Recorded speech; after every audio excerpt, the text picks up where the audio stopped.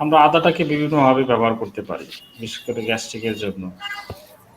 এটাকে আমরা রস করে খেতে পারি, এটাকে আমরা জাল দিয়ে খেতে পারি, এটাকে তারপরে মধুর সাথে মিক্স করে খেতে পারি। বিভিন্ন প্রসেসে আদাটাকে আমরা গ্যাস্ট্রিকে ব্যবহার করতে পারি। ঠিক আছে? আর আরেকটা উপাদান হলো জৈন। আমরা যেতে পারি জৈন, হ্যাঁ? যেটাকে আমরা সপ বলা হয়, ফেনেল বলা হয় ইংলিশে। সেটা অত্যন্ত গ্যাস্ট্রিকে খুবই কার্যকরী একটা উপাদান। এটাকে আমরা কাঠ তৈরি করে এটাকে আমরা ঠান্ডা হয়ে খেতে পারি। এটা গ্যাস্ট্রিকে যে খুব কাজ করে